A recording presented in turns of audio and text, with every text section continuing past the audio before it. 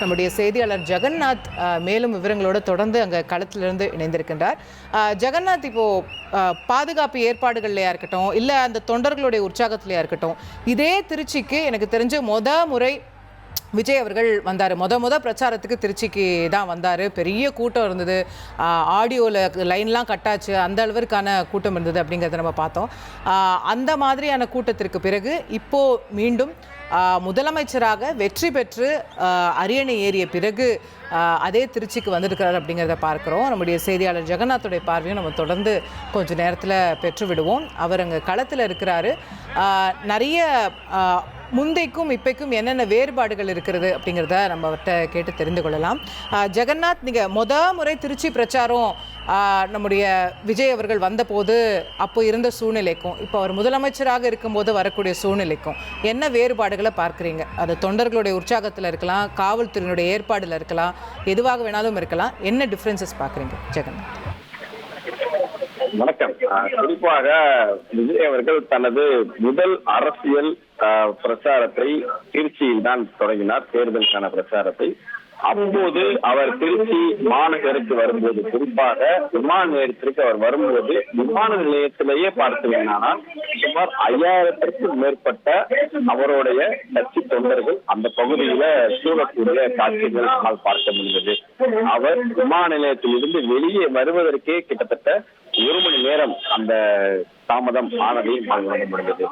விமான நிலையத்தில் இருந்து அவர் அந்த பிரச்சார பகுதிக்கு மேற்கொள்வதற்கு செல்வதற்கான வழியெங்கிலும் இருக்கக்கூடிய அந்த கூட்டங்கள், குறிப்பாக சொல்ல வேண்டும் என்றால் அந்த கூட்டங்கள் அனைத்தையுமே சீர் செய்ய முடியாமல் அலைமோதிய கூட்டங்கள் தான் பார்க்க முடியும். சாலை முழுவதும் அவருடைய கட்சி தொண்டர்கள், ரசிகர்கள், குறிப்பாக பெண்கள் ஏராளமானோர் சாலை வழியெங்கிலும் சாலை நடுவிலேயே நிற்கக்கூடிய காட்சிகள் பார்த்தோம். அவருடைய அந்த பேருந்து, அந்த வாகனமானது ஊர்ந்து செல்லக்கூடிய காட்சிகள் தான் பார்த்தோம். 5 கிலோமீட்டர் தூரம் அவர் கடப்பதற்கு 3 மணி நேரத்திலிருந்து 4 மணி நேரம் ஆகக்கூடிய சூழலும் அன்றைய தினம் உருவாகி இருந்தது. குறிப்பாக சொல்ல வேண்டும் என்றால் அன்று அவர் மாலையிலேயே பெரம்பலூர் தொகுதியில அவர் மக்களை சந்தித்து பேசுவதற்காக தயார் செய்யப்பட்ட நிலையில நள்ளிரவு 12 மணி முதல் 1 மணி வரைக்கும் மக்கள் அங்கு காத்திருந்து விஜய் அவர்களை காத்திருந்து அவர் பேச்சை கேட்க முடியாமல் அந்த நிகழ்ச்சியானது ரத்து செய்யப்பட்டு அவர்கள் செல்லக்கூடிய ஏமாற்றங்களில் செல்லக்கூடிய காட்சிகள் நம்மால் பார்க்க முடிந்தது. இப்படிப்பட்ட சூழலும் கடந்து வந்த நிலையில தற்போது விஜய் அவர்களுடைய வாகனம் அதே சாலையில் எந்த ஒரு இடையூறும் இன்றி, எந்த ஒரு பிரச்சனையும் இன்றி வாகனம் ஸ்மூத்தாக சாலையில் வரக்கூடிய காட்சிகளும் பார்க்கப்படுகிறது. ஆட்சி பொறுப்பேற்ற பின்பு விஜய் அவர்கள் பங்கேற்கக்கூடிய முதல் கட்சி நிகழ்ச்சியாக திருச்சியில் அவர் மக்களை சந்தித்து, குறிப்பாக கிழக்கு தொகுதியில் தனக்கு வாக்களித்த வாக்காளர்களை சந்தித்து நன்றியை தெரிவிப்பதற்காக வந்து கொண்டிருக்கிறார். இந்த நிலையில் பார்க்கும்போது அந்த காட்சியை ஒப்பிட்டு தற்போது பார்க்கும்போது காவல்துறையினர் வழியிலும் அவருக்கு வாகனங்கள் செல்வதற்காக, அதுவும் மக்கள் எந்த ஒரு இடங்களுக்கு செல்வதற்காக ஏற்பாடு செய்யப்பட்டு சுமார் விமான நிலையத்திலிருந்து நடக்கக்கூடிய நிகழ்ச்சி நடைபெறும் இடத்திற்கு வரை பார்த்திருந்தால் சைடுல பேரிகார்கள் அமைக்கப்பட்டு அதே கூட்டம், அதே மக்கள், ஆனால் சீர் செய்யப்பட்டு மக்களை ஒழுங்குபடுத்தி காவல்துறையினர் 2 புறமும் நிற்க வைத்து விஜய் அவர்களை பார்ப்பதற்காக ஏற்பாடுகள் செய்திருக்கிறார்கள். அவருடைய வாகனம் எந்த ஒரு டிஸ்டர்பன்ஸ் இல்லாம வாகனங்கள் சாலையில் செல்லக்கூடிய காட்சிகள் பார்க்க முடிகிறது. ஏனென்றால் இன்னும் இந்த நிகழ்ச்சி நடைபெறக்கூடிய அந்த சென்ட் ஜோசப் அந்த கல்லூரி வாசலில் தான் தற்போது இந்த போய் நின்று கொண்டிருக்கிறோம். தற்போது வரை இந்த வாசலில் பார்த்திருந்தால் வாகனங்கள், பொது போக்குவரத்து எந்த ஒரு இடையூறும் இல்லாமல் இன்னும் வாகனங்கள் ஸ்மூத்தாக போய்கொண்டிருக்கிற காட்சிகளும் பார்க்க முடிகிறது. விஜய் அவர்களுடைய நேரடி கட்டுப்பாடு இருக்கக்கூடிய காவல்துறை ஆனது தற்போது அவருக்கு அந்த முழுமையான மக்களை சந்திப்பதற்கான ஏற்பாடு செய்யப்பட்டிருக்கிறது. காவல்துறையுடைய முழு ஒத்துழைப்பும் தற்போது கிடைத்திருக்கிறது. மக்களும் அவர் முதலமைச்சர் ஆகிவிட்டார் முன்பு போல கட்சி ரசிகர்கள், தொண்டர்கள் அவருடைய வாகனத்தை சீட் இல்லாமல் பின்தொடர முடியாது. ஏனென்றால் முழுமையான காவல்துறை கட்டுப்பாட்டில் விஜய் அவர்கள் பாதுகாப்பாக வந்து கொண்டிருக்கிறார். அதனால் இந்த வாகனங்களை பின்தொடர முடியாமல் என்று அவர்கள் நன்றாக தெரியும். அது மட்டும் இல்லாமல் நிகழ்ச்சி உள்ளே சென்று பார்ப்பதற்கும் 5000 பேருக்கு மட்டுமே அனுமதி என்று கூறுகிறாங்க.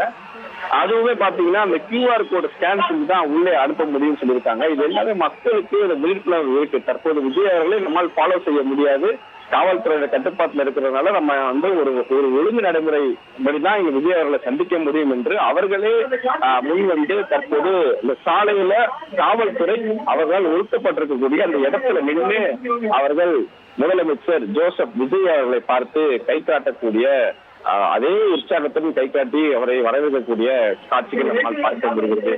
முழுமையான சந்தோஷம், அதே குழந்தைகளுடன் வரக்கூடிய காட்சிகளும் பார்க்கிறோம். அதே நாம ஒரு பெண்ணிட கேட்டோம், பெண்களை குழந்தைகள்லாம் கூட்டிட்டு வரக்கூடாதுன்னு சொல்லிட்டு கட்சியின் தலைவர் முதலமைச்சர் விஜய் அறிவித்திருந்தாரு, நீங்க கூட்டிட்டு வந்திருக்கீங்க அப்படின்னு அவங்க கேட்கும்போது, தற்போது அவர் முதலமைச்சர் ஆகிவிட்டார், எங்கள் குழந்தைக்கும் சேர்த்து அவர் பாதுகாப்பு கொடுத்து கொண்டிருக்கிறார், இதனால் நாங்க வந்து பயம் இல்லாமல் குழந்தை அழைத்து வந்திருக்கிறோம் என்று நம் தொலைக்காட்சியிலேயே அவர்கள் பேட்டி கொடுக்கக்கூடிய காட்சிகளும் இருக்கிறது. இது போன்ற சூழல் பெண்கள் பயம் இல்லாமல் தங்களுடைய குழந்தைகளை இந்த வரிசையில் நின்று முதலமைச்சர் விஜய் அவர்களிடம் தங்கள் குழந்தையை காட்டக்கூடிய காட்சிகளும் தற்போது பார்க்க முடிகிறது. ஜெகநாத், இங்க அதே உற்சாகம் சந்தோஷம் எப்படி திருச்சிக்கு முறை வந்தாரோ அதே மாதிரிதான் மக்கள் உற்சாகமா இருக்காங்க. ஆனா இந்த முறை ஒழுங்குபடுத்தப்பட்ட அந்த உற்சாகத்தை பார்க்க முடியுதுன்னு சொல்றீங்க. இப்போ இன்னும் எவ்வளவு நேரத்துல அவர் வந்து அந்த வென்யூக்கு வந்து அடைவாரு, சென்ட் ஜோசப் கல்லூரிக்கு இன்னும் எவ்வளவு நேரம் ஆகும் வர்றதுக்கு? இப்போ எந்த இடத்துல வந்துட்டு இருக்காரு, அவருடைய மூவ்மெண்ட் பற்றின தகவல் சொல்லுங்க ஜெகநாத். தற்போது இந்த நிகழ்ச்சியானது 4 மணிக்கு தொடங்கும் என்று எதிர்பார்க்கப்படுகிறது. இன்னும் 10 to 15 நிமிடத்துக்குள் அவர் தற்போது இந்த சென்ட் ஜோசப் கல்லூரிக்கு வருகை தயாரிக்கிறார். அவருடைய வாகனமானது இங்கிருந்து சுமார் 3 கிலோமீட்டர் தூரத்தில் தான் வந்து கொண்டிருக்கிறது. இன்னும் 10 to 15 நிமிடத்திற்குள்ள அவருடைய வாகனமானது இந்த பகுதியில் வந்து சேரும். 4 மணிக்கு சரியாக இந்த நிகழ்ச்சியானது தொடங்க இருக்கு என்று இங்க இருக்கக்கூடிய காவல்துறை வட்டாரம் தகவல் தெரிவித்திருக்கிறார்கள். தற்போது இந்த பகுதியும் பார்த்திருந்தால் அவருடைய வருகையை ஒட்டி மீண்டும் இந்த போக்குவரத்தை சீர் செய்வதற்கான ஏற்பாடு செய்யப்பட்டிருக்கிறது. இன்னும் 10 to 15 நிமிடத்துக்குள் சென்ட் ஜோசப் கல்லூரிக்கு ஜோசப் விஜய் அவர்கள் வருகை தருகிறார் என்பது தெரிய வந்திருக்கிறது. எப்படி இருக்கு, மக்கள் வந்து எல்லாம் சாலையில நின்று உற்சாகமா முதலமைச்சருக்கு வாழ்த்துக்கள் தெரிவிக்கிறத நம்ம பார்க்கிறோம். ஆனா கடுமையான வெயிலாக வழக்கமா சென்னையை விட திருச்சி கொஞ்சம் தூக்கலாவே இருக்கும். இந்த முறை எப்படி இருக்கு ஜெகநாத்? இங்க இருக்கக்கூடிய காவல்துறையிடம் கேட்டோம், கடந்த 2-3 நாட்களாக பார்த்தீங்கன்னா வெயிலுடைய தாக்கம் மிகவும் அதிக அளவிலேயே காணப்படுகிறது என்று அவர்கள் கூறிய நிலையில் கூட தற்போது வெயிலின் தாக்கம் இன்று அதிகமாக தான் காணப்படுகிறது. இங்க இருக்கக்கூடிய விஷயமாக பார்த்தீங்கன்னா நானும் இந்த களத்தில் நின்று கொண்டிருக்கிறோம். இங்கு நம்மால் ஒரு 10 நிமிடத்திற்கு மேல் இங்கு சாலையில் நிற்க முடியவில்லை, அவ்வளவு விஷயம் இங்கு இருக்கிறது. வெயிலின் தாக்கம் அதிகளவு இருக்கிறது, அனைவருக்கும் வேர்வை சொட்ட சிந்திக் கொண்டிருக்கிறது. இருந்த போதிலும் கூட நம்மை போன்றுதான் மக்களும் இங்கு வரிசையில் அவரை முதலமைச்சர் விஜய் அவர்களை பார்ப்பதற்கு தயார் நிலையில் இருக்கிறார்கள். இங்கு சாலையோரம் பார்த்திருந்தால் ஒதுங்குவதற்கு மரம் கூட இல்லை.